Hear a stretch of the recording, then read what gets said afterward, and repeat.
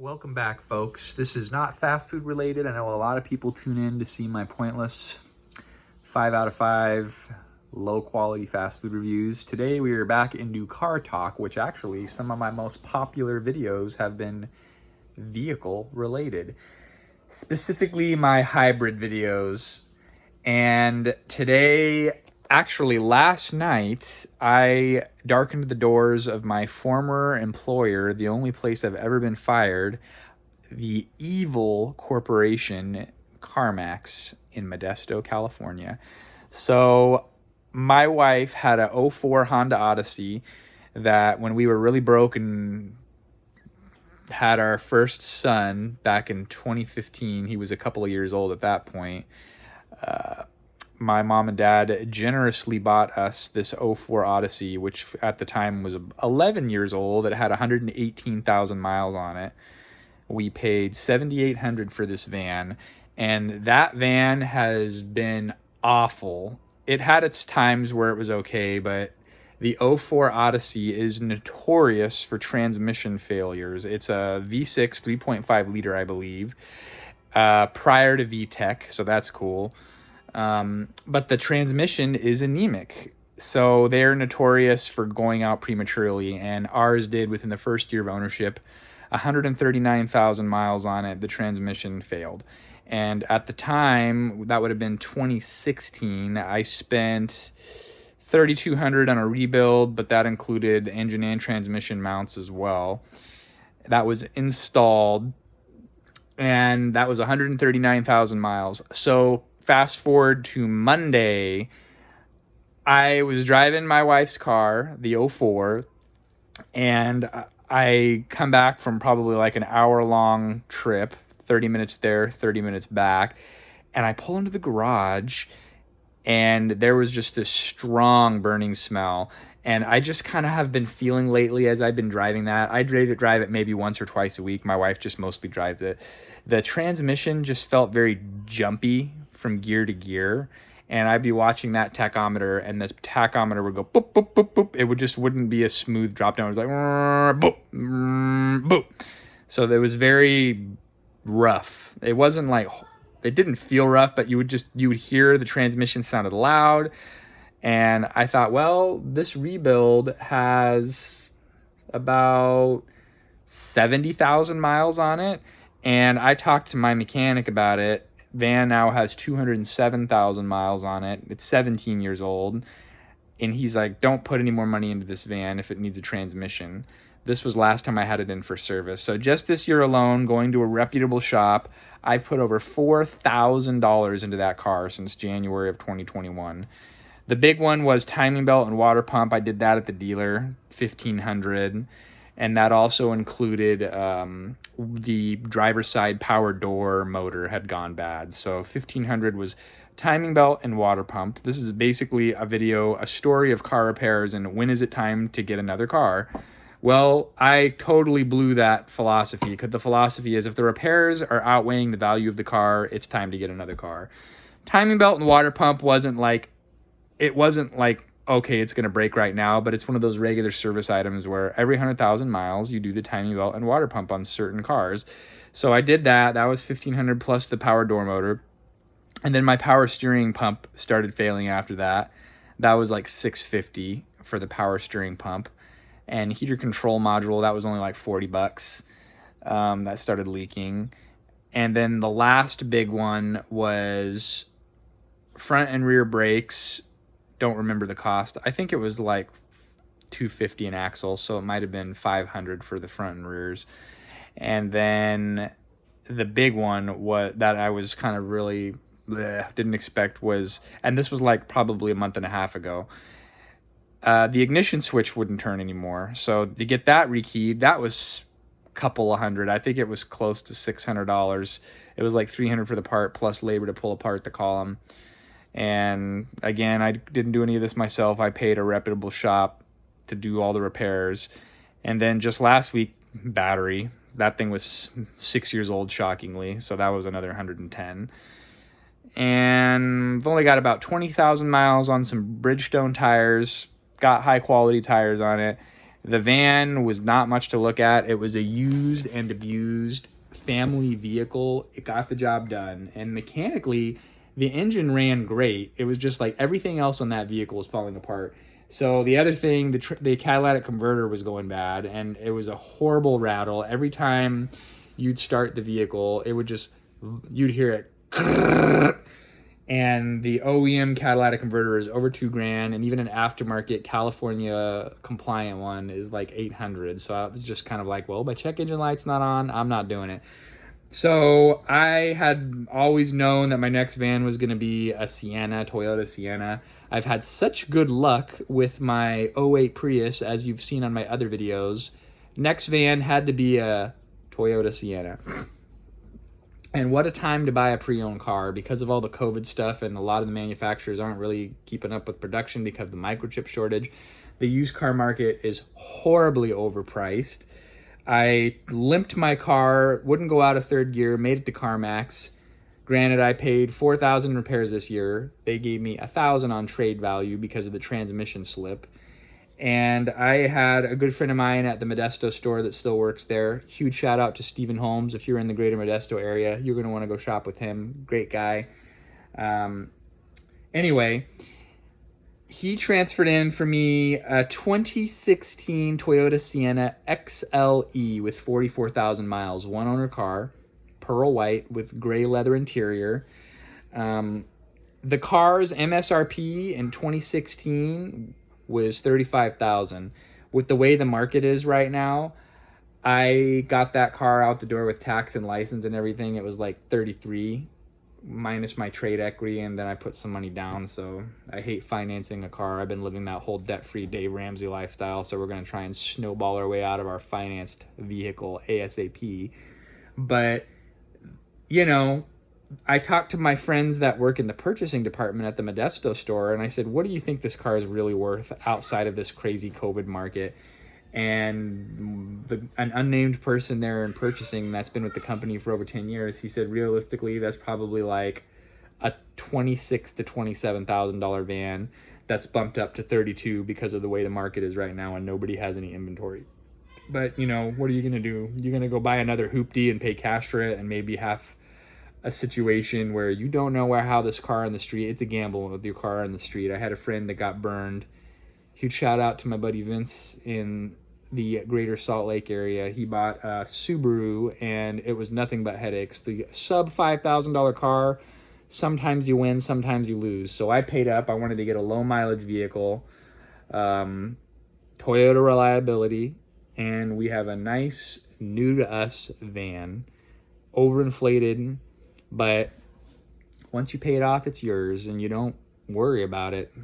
So my wife drives about 15,000 miles a year. It will take her 6 years to even hit the mileage that was on my other van when we bought it at 118.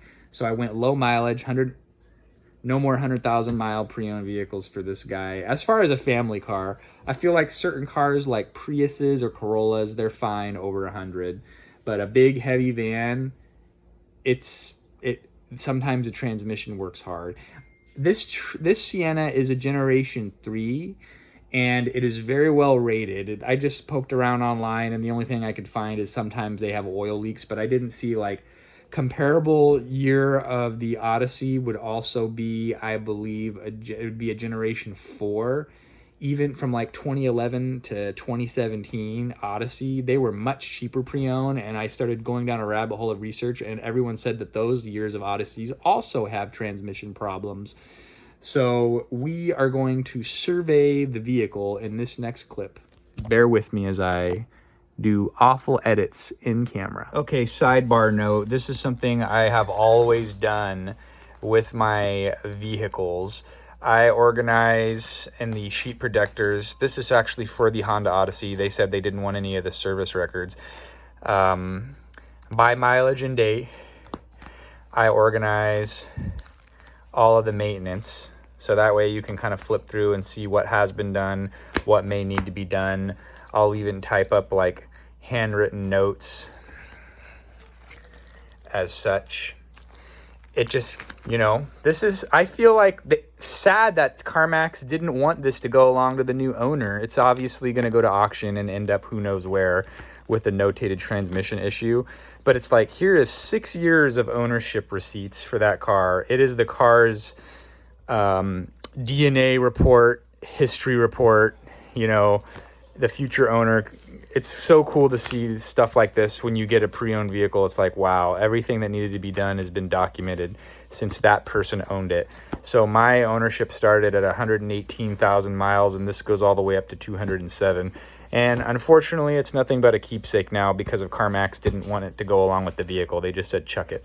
So I have it. I feel too sentimental to get rid of it. It's like a part of my family history, this van. They didn't even have me give them the title. They did a duplicate title because I didn't have the title with me. I wasn't planning on getting a car last night, but that's how it panned out. One good thing about Toyota is they find what works and they just keep making it, and they know it's consistent and reliable. So this is what they call the Generation 3. I believe the Sienna came out in 98 or 99. So that was Gen 1, and then they ran that one until like 2003, and then they did like an 04 through 10. They kept that design for a while, and I believe this design was 11 through 20, and now they have the Generation 4, which is a hybrid only model. So this is a V6 model, and it is pearl white. The one thing that I noticed about the pearl white, because I looked at a ton of them online, and my neighbor has a Lexus that's pearl white, is the bumpers kind of start to turn yellow where the paint on the metal meets the plastic. It's very slight, but you could see the bumpers, and then you can see it in the little rock chip thing here. It's all the plasticky type of stuff kind of starts to yellow. It's not repaint. Me and my buddy looked this car over with the fine-tooth comb.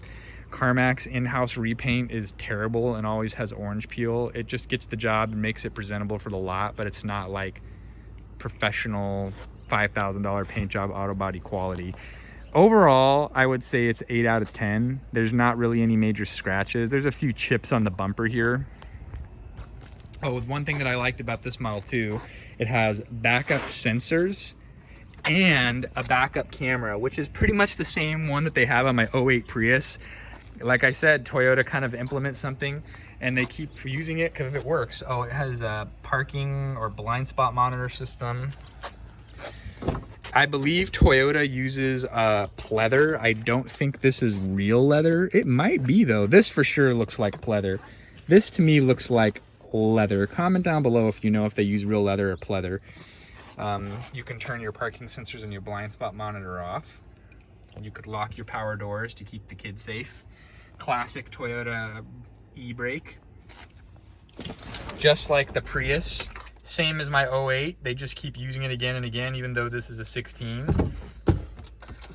Push button start. I believe this also has a 3.5 liter V6. Got a cool little message center there. This also kind of tells you your fuel average, which is kind of neat. Not very fuel efficient. It's a big car with a V6 engine. So I'm pretty sure that's my around town economy. I think it gets about 24 on the highway. This model is navigation. A lot of people say that Toyota's infotainment center of this era was not very advanced. It is just kind of plain Jane. It feels very plasticky. You got your AC controls here. Toyota, just like my Prius, they got a little pocket there. These cup holders look anemic like Subarus of the 2000s and look like they could break very easily, so we probably won't be using those, but we have 2 cup holders here. Plenty of storage there. The dash is not bad. Leather trimmed steering wheel too. It's got a sunroof there, door controls. The middle seat insert goes right there. When it's not in use, you have extra cup holders. It seems more spacious and roomy than my 04 Odyssey does. It seems longer to me. Looks like my kids have been messing with the lights. Let's take a look at the outside a little bit more, and we'll show you where you store that 3rd row insert in the back. The 04 Odyssey also had power doors. This uses a proximity key really quick, just like the Prius. My 04 did not have a power rear hatch though.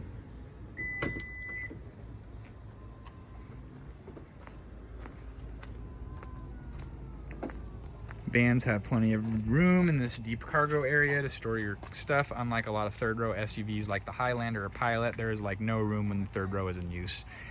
There's your 8-passenger insert right there. Toyota has a little special spot for it to fit. Honda does not. You have an option to have that, but they just want you to store it in your garage or something like that because they don't have a spot in the van for it. I believe Honda in this location, they put their optional in-house shop vac system. These seats fold totally flat. One thing that I do not like about the Toyota compared to the Honda, at least on my 04, these middle seats would come totally out, so you would have a whole cargo area from the hatch all the way up to the back of that seat. This, they use a track system in the floor. I'm pretty sure that these do not come out. And then it just kind of folds up and stands up, so you lose a couple of inches of space if you wanted to carry something and use it like a truck type of situation. But it's still pretty cool. It has built-in sunshades. I'm not going to function it, but there's built-in sunshades there and there. My older 04 Odyssey, this window was totally fixed. It did not function. This on the newer vehicles, I think starting in generation 3, they started having these function, for the Sienna at least. This video is not necessarily exciting. It's mostly so I can send it to people that I know that are just kind of curious about the new purchase for the old family vehicle. But it's just so funny because if you look at an 11 all the way up to 20 of the Sienna, there is hardly any noticeable difference. I actually really like this body style. It's just kind of very basic and boxy and boring, which I just kind of like simple, boring vehicles. It's got a roof rack, alloy wheels with Yokohama tires. I'm guessing those are factory original. Fog lights, and it was originally from Oregon, but I'm guessing they bought it there because the car spent its life in Granite Bay. Like I said earlier, it was a one-owner car. So that's it. The Generation 3 2016 Sienna. Until next time, folks, we will see you later.